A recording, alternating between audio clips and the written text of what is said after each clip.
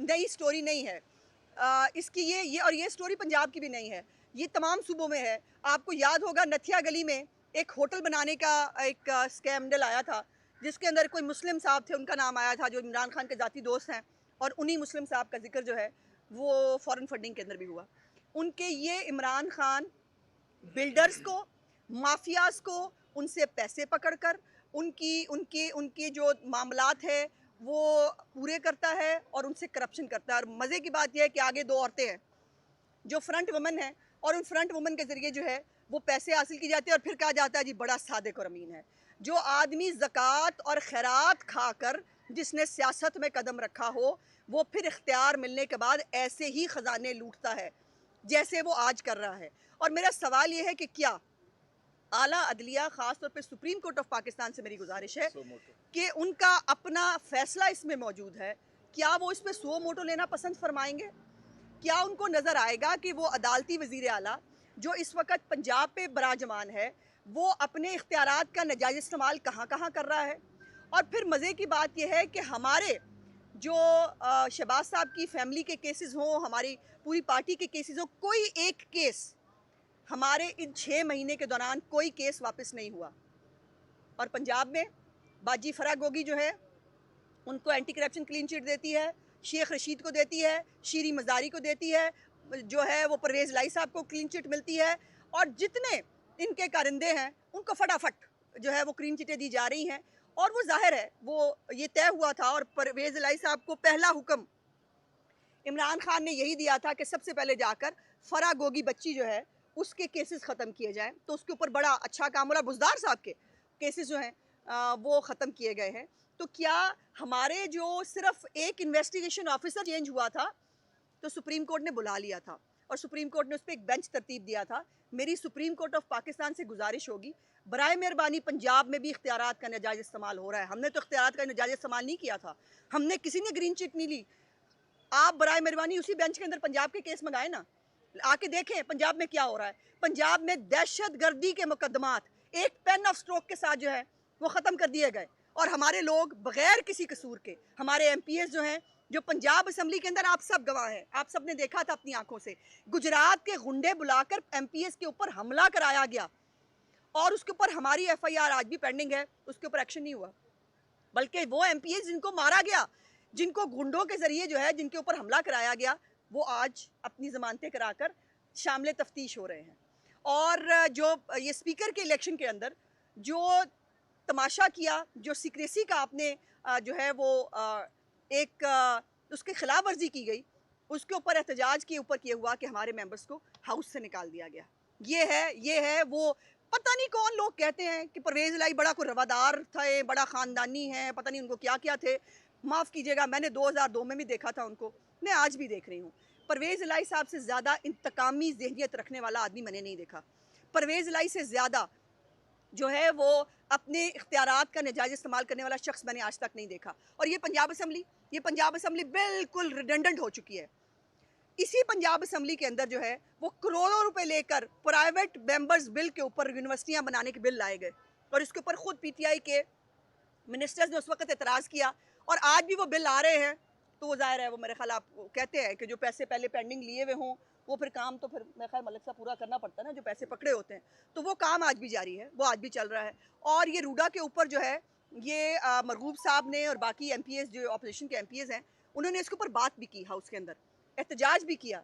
और आलम ये था कि इस बात को सुनने वाला, इसको रजिस्टर करने वाला, और मुझे मीडिया से भी थोड़ी सी माजरत के साथ मुझे आपसे भी गिला है कि इतने बड़े इशू के ऊपर, जो पंजाब एक ज़रई सूबा है, जो लाहौर एक इतना बड़ा कीमती ज़मीनें हैं जहाँ पर, वहाँ पर पंजाब हुकूमत जो है वो कब्ज़ागिरी कर रही है, वो कब्ज़ा माफिया जो है वो बन के ज़मीनों पे कब्ज़े कर रही है। मीडिया की भी तवज्जो इस तरफ नहीं जा सकी। सो मेरी गुजारिश आज सुप्रीम कोर्ट ऑफ पाकिस्तान से भी है कि बराए मेहरबानी इख्तियारात का नाजायज़ इस्तेमाल जो पंजाब में हो रहा है उसके ऊपर आंखें खोलिए। मेरी गुजारिश जो है वो बाकी मीडिया के हवाले से भी है कि पंजाब में बहुत सारे इश्यूज़ हैं जो नज़रअंदाज हो रहे हैं। कोई क्यों नहीं पूछता? परवेज़ इलाही साहब को कभी पकड़ के आप लोगों ने क्यों नहीं पूछा कि परवेज़ इलाही साहब अब लाहौर में क्या कर रहे हैं? तोसा में क्या हो रहा है? राजनपुर डीजी खान में क्या हो रहा है? सैलाब ज़दगान के पास जो है वो रोटी खाने को नहीं, आपको बटेर चाहिए? परवेज इलाही साहब की जो है वो ज़िंदगी बड़ी कीमती है। वो जो है उनको मच्छर ना काट जाए, वो जो है वो किसी सैलाब वाले पानी में चले गए तो कोई सांप ना काट ले, उनको घर बैठ जाना चाहिए। लेकिन जो लोग वहाँ मर रहे हैं, उनको, जिनके आप मसीहा बनने का दावा करते हैं, जिनके वज़ीर आला बनने का दावा करते हैं, और घर बैठ के जो है वो आप जमा खर्च कर रहे हैं, लाइए। मैं चैलेंज कर रही हूँ परवेज़ इलाही को, अगर वाक़ई इमरान खान ने टेलीथॉन के तमाशे से अगर चंद रुपए कमाए हैं ना, तो लाइए, ला के पंजाब में लगाइए और दिखाइए हमें। हमें पता चले कि जो पंजाब के अंदर जो है, आप तो पंजाब, हालत ये थी पंजाब की बुज़दार के दौर में, और मैं समझती हूँ कि परवेज़ इलाही बुज़दार प्लस हैं। ये बुज़दार से भी 4 हाथ आगे। ज़ाहिर है जब बंदा 10 सीटों के साथ वज़ीर आला बना हो, तो फिर इतना ही कॉम्प्रोमाइज़्ड होता है जितने परवेज़ इलाही साहब हैं। और वो मोहन्नस इलाही साहब जो हैं, वो बच्चा जमूरा साहब, वो स्टपनी है।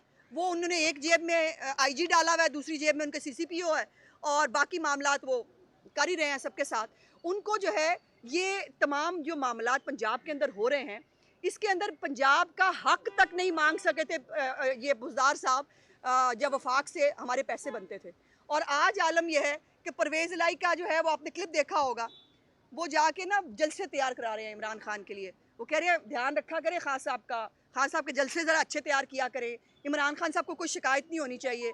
शर्म आती है कि ऐसा वज़ीर आला जिसको पंजाब की आवाम की फ़िक्र नहीं है, उसको पंजाब के अवाम के मसाइल की फ़िक्र नहीं है, उसको ये फ़िक्र है कि इमरान खान को खुश रखना है और उसको खुश रहना चाहिए। अच्छा, उस्मा ये बताइएगा कि उस्मा अभी मोहन्नस सैनी ने मीडिया से गुफ्तगू की है और भाई बारी-बारी कर ले, बारी-बारी कर मोहन्नस सैनी ले। ने मीडिया से गुफ्तगू की है और मोहन्नस सैनी ये कहा है कि पंजाब में कोई तब्दीली नहीं आ रही और सारी नून लीग जो है वो खिसक चुकी है।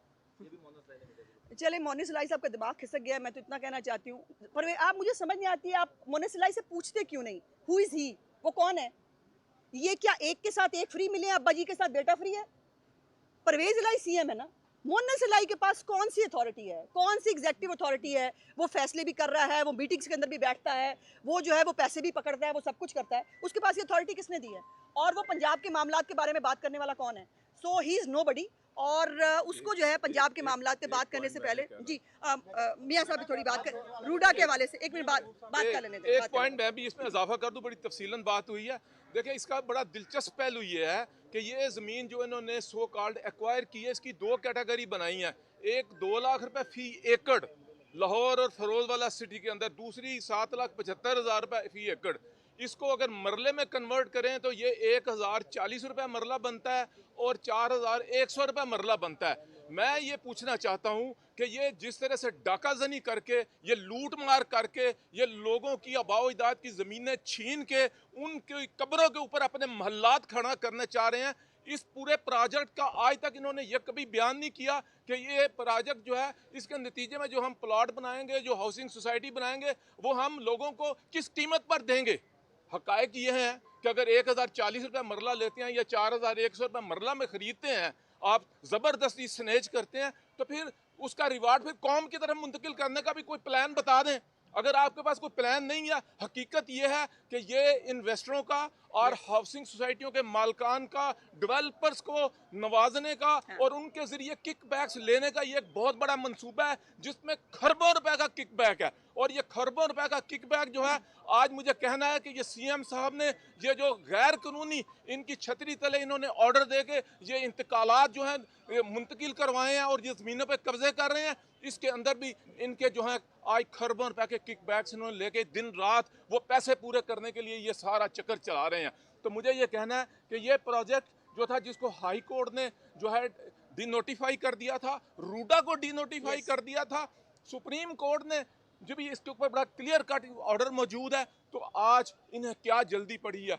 जल्दी इसी बात की है कि अपनी जेबें गर्म कर लें, अपनी अपनी जो कुछ हमने किकबैक्स लिए उनको हलाल कर लें, लेकिन ये हजम नहीं होने देंगे इंशाल्लाह। अल्लाह की मेहरबानी से आज आप लोगों की आबाओ-अजदाद की ज़मीनें छीनेंगे और जुल्म और ज़्यादती करेंगे।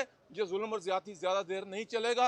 अल्लाह की लाठी बड़ी बेआवाज़ है, कानून कुदरत हरकत में आएगा और इंशाल्लाह ये सब कुछ जो है इनके इनकी जेबों से इंशाल्लाह निकलेगा और ये कौम देखेगी। पूछ रहे हैं। आपने कहा है कि ये इमरान खान का मंसूबा है और वो कब्जा ग्रुप है, और ये मेरे इल्म के मुताबिक ये तो अयूब खान का मंसूबा है। अयूब खान ने 2 नए शहर आबाद करने थे, उसमें एक रावी अर्बन डेवलपमेंट था, एक इस्लामाबाद था। इस्लामाबाद हो गया तो प्रोजेक्ट पे, तो उस वक्त से फिजिबिलिटी रिपोर्ट्स वगैरह बनी हुई हैं पुरानी, तो आपने इमरान खान पे डाल दिया ये सारा काम, क्या कहेंगे? भाई मेरा ख्याल है मेरे से सवाल पूछने की बजाय इमरान खान के अपने स्टेटमेंट्स निकाल लें जो इसके ऊपर है, वो उसका क्रेडिट लेते हैं। वो कहते हैं कि मैं ये बनाने जा रहा हूँ, मैं ये करने जा रहा हूँ। तो इमरान खान भी मिनी यूब ही है, मतलब वो आपको यूब खान से डिफरेंट लगता है? मुझे तो वो छोटा यूब खान लगता है, तो एक ही बात है। अच्छा मैडम, ये बताइएगा इस वक्त जो खबरें सरगर्म हैं पंजाब हुकूमत की तब्दीली की, ये वाकई आपने कोई होमवर्क मुकम्मल कर लिया है, बंदों का ज़मीर जगाया है, या उनको नोटों की चकाचौंध दिखाई है जो इस बार दोबारा आपके साथ आ जाएंगे? क्योंकि अब तो आपकी अक्सरियत नहीं रही, अक्सरियत तो वज़ीर आला के पास है, किस तरह आप उसको हटाएंगे? प्यारे भाई, अक्सरियत 2 वोटों की है, ये भी आपको जो है पता होना चाहिए। तो 2 वोटों की अक्सरियत के ऊपर जो अदालती हुक्म से जो है वो वज़ीर आला बने हुए हैं परवेज़ इलाही साहब। सो अभी हमारी एक रिव्यू भी पेंडिंग है सुप्रीम कोर्ट के अंदर, जिसके अंदर हमने पूछा है कि एक ही ख़त जो है वो एक चेयरमैन इमरान खान की तरफ से आए तो वो जो है वो बड़ी कोई मुकद्दस चीज़ होती है, और अगर चौधरी शुजात साहब ख़त लिखें तो उसको डस्टबिन में डाल देना चाहिए। ये कानून में कैसे होता है? लेकिन हम इतने खुशकिस्मत नहीं हैं कि हमारी पिटीशन शाम को लगे और सुबह उस पर फैसला हो जाए। तो हम इंतज़ार कर रहे हैं कि जी हमारे लिए भी इंसाफ के दरवाजे खुलेंगे, और मेरी पार्टी ने अभी तक कोई ऑफिशियल अनाउंसमेंट नहीं की है इसके हवाले से। इनके अपने लोग, जिनको 70 लोगों को इन्होंने ये वजारतें देने का वादा किया था, जो क्यू लीग के सारे लोग जो हैं जिनको वज़ीर बनना था, उनको परवेज़ इलाही को वज़ीर बना के बाकियों को डस्टबिन में डाल दिया गया है। भाई तो इनकी आपस की लड़ाई है, हम तो पॉपकॉर्न खा रहे हैं और तमाशा देख रहे हैं। अच्छा उस्मान साहब, ये बताइएगा कि लाहौर की लॉ एंड ऑर्डर की सूरत बड़ी खराब है। 4000 बाइक एक माह में चोरी हुई हैं, 200 कारें, 50 से ज़ायद वारदातें हैं। सीसीपी लाहौर में क्या कर रहे हैं? देखिए, जब पंजाब का डाकू जो है वज़ीर आला हो, तो छोटे छोटे चोर जो है वो भी अपने आप को छोटे छोटे वज़ीर आला तो समझेंगे ही ना। तो इसलिए जब डाकू ऊपर हो तो छोटे छोटे वज़ीर आला नीचे बन जाते हैं, तो वो बने हुए हैं आजकल। और जैसे मैंने पहले भी कहा था कि मोहन सलाई की एक जेब में आईजी है, दूसरी जेब में जो है सीसीपीओ है। और ये भी बड़ी मज़े की बात यह है कि मोहन सलाई गाड़ी चलाते हैं आईजी पंजाब को साथ बिठा के एक जलसे में जाने के लिए। वहाँ पर कोई इख्तियारात का इस्तेमाल नहीं होता, किसी को कुछ नज़र नहीं आता, सब अंधे हो जाते हैं, और किसी को फ़र्क नहीं पड़ता कि एक आईजी जो है वो एक बंदे के साथ फ्रंट सीट पे बैठ के एक जलसे को अटेंड करने जा रहा है, सियासी जलसे को। तो ये बातें, ये सब रिकॉर्ड पे मौजूद है। सो वो निकलेंगे आईजी साहब जेब में से, और सीसीपीओ साहब जो है वो मोहन सलाई की चाकरी से बाहर निकलेंगे तो नजर आएगा ना बाकी पंजाब के अवाम के, लाहौर के क्या मसाइल हैं। 10 दिन से जायद हो गए हमजा शहबाज को लाहौर में आए हुए। जी। सैलाब से मुतासरा इलाकों का दौरा हमजा शहबाज कब करें?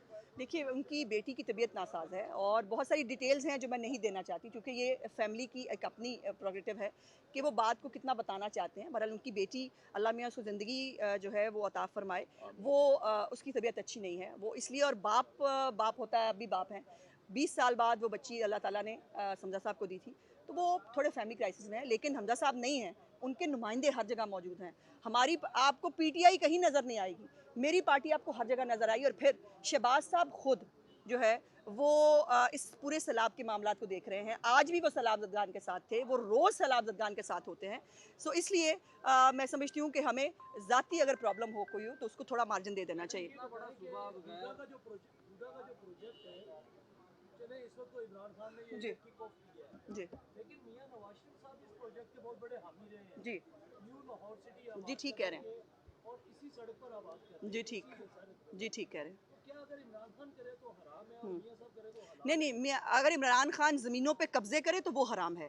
अगर इमरान खान अपनी नई एटीएम्स बनाने के लिए और नए इलेक्शन में पैसे लगाने के लिए, अपने जलसों पे पैसे लगवाने के लिए बिल्डर से पैसे पकड़कर जो है वो आपकी ज़मीनों के ऊपर जो है बुलडोज़र चलवाए, वो ख़राब है। अगर इमरान खान जो है वो माफियाज़ का सरगना बने और लोगों को फ़ायदे पहुँचाने के लिए जो है वो ये अगर ज़मीनें जो हैं उन पे जो सब्ज़ियाँ हैं, जो आपकी फूड बास्केट है उसको तबाह करे, तो वो हराम है। सो ये बात, ये सवाल की बजाय आपकी, मुझसे की बजाय आपको खुद अपने आप से भी पूछना चाहिए कि क्या इमरान खान जो सब कुछ करे वो हलाल है? फिर सुप्रीम कोर्ट की वो स्टे की खिलाफ वर्जी करे, हाई कोर्ट के जो है वो रूडा को ख़त्म करने के बाद दोबारा उसके ऊपर ज़बरदस्ती, बदमाशी से और गुंडागर्दी से जो है वो उसके ऊपर इम्प्लीमेंट कराने की कोशिश करे, तो उस पर हमें एतराज़। इमरान खान साहब का जो नया फार्मूला आया है इस मईशत को और इस सियासत को इस्तेहकाम देने के लिए, पाकिस्तान मुस्लिम लीग नून में इस फार्मूले के ऊपर इस वक्त क्या सोच पाई जा रही है? कौन सा फार्मूला जी? आर्मी चीफ के मुतालिक उन्होंने कहा। देखिए, इमरान खान साहब को ना गलत फहमी है बहुत कि वो कोई बहुत रेलेवेंट चीज़ है।